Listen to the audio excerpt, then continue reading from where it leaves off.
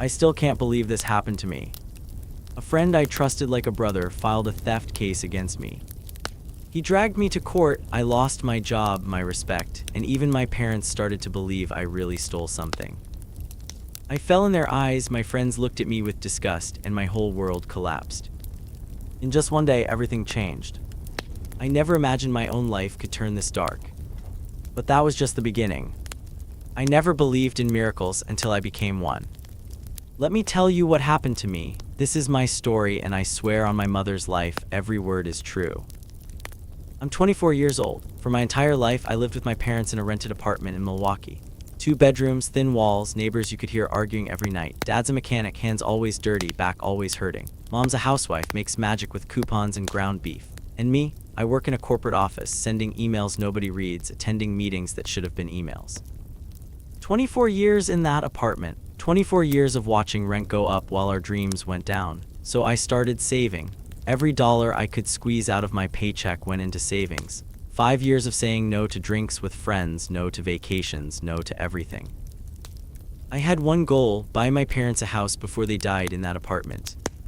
Finally saved enough for a down payment, went to every bank in the city. Same story everywhere, interest rates that would double the loan before I paid it off. My credit score wasn't bad, but it wasn't good enough for people like us. I was at the bar with my friend Derek one night, known him since high school. He made it big in real estate while I was stuck in cubicle hell. I told him about the banks and he said something that changed my life. How much you need?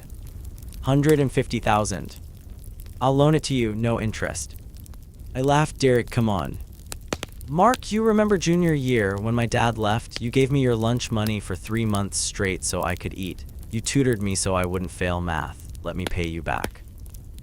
That was different.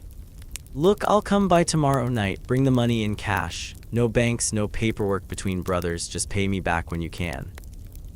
The next night, Derek showed up at our apartment, black duffel bag in his hand. My parents were home, watching TV in the living room. Derek came in, put the bag on our kitchen table. Count it, he said. $150,000 in cash. My hands were shaking as I counted. Derek, I don't know what to say. Don't say anything, just buy your parents that house, and when you make it big, help someone else. We hugged. My mom made him stay for coffee. Dad shook his hand, called him a good man. Derek left around 10 p.m. and I deposited the money the next morning. Found a house in 2 weeks, 3 bedrooms, small yard, garage that actually locked. The seller needed to sell fast because of divorce. Everything felt like destiny. Moving day was beautiful. April sunshine, birds singing, mom humming while packing boxes. First night in the house, I couldn't sleep. Kept walking through rooms, touching walls that were ours. Mom had already hung her cross in the living room. I stood there and actually prayed for the first time in years, just said thank you. 2 weeks later, a process server knocked on our door. Derek was suing me for theft, claimed I stole $150,000 from him. No mention of friendship, no mention of a loan, just theft, fraud, and criminal charges. I called him immediately. My hands were shaking so bad I could barely hold the phone. Derek, what the hell is this? Business Mark, nothing personal. Nothing personal, you came to my house, you gave me the money, my parents were there. Prove it, your parents, they'll say anything to protect you. Show me a contract, show me proof I gave you anything. You said no paperwork between brothers. Exactly, and now you can't prove anything. You want to keep the house? Pay me back with 30% interest, otherwise see you in court. He hung up. I drove to his office, but security wouldn't let me up. So I waited in the parking garage, 3 hours until he finally came out. I got on my knees. I'm not proud of it, but I literally got on my knees in that parking garage, oil stains and broken glass cutting through my pants. Please, Derek, whatever I did to you, I'm sorry. Take the case back. He looked down at me with this smile, this cold, empty smile. You know what your problem is? You think being good matters. You think the universe keeps score. It doesn't. There's no karma, no God, no justice, just winners and losers. Guess which one you are. He stepped over me and drove away in his Tesla. The legal aid lawyer reviewed my case for 15 minutes. My parents' testimony wouldn't be enough. Their family considered biased. Without independent proof of the loan, I was looking at criminal charges. The court gave me 30 days to pay back the money plus 30% interest, $195,000. So I got a second job, delivered food from 5 a.m. to 9 a.m. before my office job, drove Uber from 6 p.m. to 2 a.m. after. 4 hours of sleep, gas station coffee, and pure desperation. That was my life. Every morning, sitting in my car before the first delivery, I'd talk to God, or whoever was listening. I tried to do something good. I tried to take care of my parents. How is this fair? If you're there, if you're real, help me, please. Nothing, just silence and the smell of coffee getting cold. 2 weeks before the deadline, everything changed. I was doing my night delivery route. June rain, the heavy kind that turns streets into rivers. Midnight, heading home, counting tips in my head, $17 closer to impossible. That's when I saw it. A black duffel bag sitting by a storm drain on Burleigh and 27th. Half in the street, half on the sidewalk, just sitting there in the rain. I almost didn't stop, but something, instinct, maybe God, I don't know, made me pull over. The bag was heavy. I looked around, empty street, no cars, just rain hammering down. I opened it. Money, stacks and stacks of $100 bills wrapped in rubber bands, more money than I'd ever seen in my life. I stood there in the rain, holding what looked like $200,000, enough to pay Derek, enough to save everything. It was right there in my hands. Gift from God, karma, the universe, whatever you want to call it. I could have taken it, who would know, finders keepers right. Instead, I put the bag in my car and drove straight to the police station. The desk sergeant looked at me like I'd lost my mind when I put that soaking wet bag on his counter. Found this corner of Burleigh and 27th. They counted it in front of me, $208,000. They took my information, gave me a receipt. According to law, if nobody claims it in 30 days, it's yours. 30 days. 30 days. I laughed. The deadline was in 14 days. 30 days would be 16 days too late. The cops looked at me like I was crazy. Maybe I was. I went home and told my parents everything. Mom held my hand while I explained how I just turned in enough money to save us but wouldn't get it in time. You did the right thing, she said.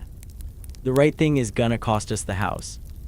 Then we go back to the apartment. It's just walls and a roof.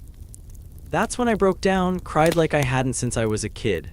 Mom held me, humming church songs, telling me God sees everything even when we can't see him working. 14 days passed. I kept working both jobs, knowing it wouldn't be enough. Then, exactly 30 days after I turned in the money, my phone rang. Mr. Williams, nobody claimed the money. It's yours. Come pick it up. I sat in my car laughing and crying at the same time, picked up a cashier's check that afternoon, deposited it, paid Derek through the court, $195,000, done, over. I thought that was the end, but 2 months later, August, I'm sitting on our porch when our old landlord, Mr. Kowalski, pulls up. He's carrying an iPad, walking fast. Marcus, you need to see this. He shows me security footage from his building. The date is from 6 months ago, the night Derek came to give me the money. I installed cameras in the hallway last year, Kowalski explained. Never told tenants for security. Look at this. The video is crystal clear. There's Derek walking into our apartment building at 8:47 p.m. carrying a black duffel bag. At 10:03 p.m. he's leaving, no bag. You can see him stopping to talk to Mrs. Chen in the hallway. You can see him holding the door for another neighbor. This proves he came to your apartment with the money, Kowalski said. This proves he gave it to you. My hands started shaking. Why are you showing me this now? I was reviewing old footage for insurance after a break-in. When I saw this, I remembered your trouble with him. Figured you might need it. Can you send me this? Already did, and Marcus, I already sent it to the district attorney too. Figured you might want backup. I filed charges the next morning. Fraud, perjury, filing false police reports, extortion. The district attorney took one look at that video and took the case personally. But it got better. Mrs. Chen, our old neighbor from the apartment, she remembered that night. Testified that Derek told her he was helping out Mark with a loan. She'd asked him if he was a banker now, and he'd laughed and said, no, just a friend helping a friend. At trial, Derek's lawyer tried to argue the video didn't prove what was in the bag. Then the prosecutor pulled out bank records showing Derek withdrew exactly $150,000 in cash that same day, 2 hours before coming to our apartment. When the judge asked Derek why he lied, Derek just stared at me. I wanted to teach him a lesson about trusting people. Well, the judge said, you've taught him that justice might be slow, but it's certain. 5 years for fraud, perjury, and extortion, plus full restitution to Mr. Williams, plus damages, plus all legal fees. But here's the part that still gives me chills. Remember the money I found? $208,000. Nobody ever claimed it. Police investigated, no reports of stolen money matching that amount. It was clean. Later, I found out Derek had been bragging to people about his foolproof plan to destroy me. He thought even if I paid him back, he'd broken me, made me lose faith in people, in friendship, in justice. He was wrong. That night after the verdict, I went back to that corner where I found the money.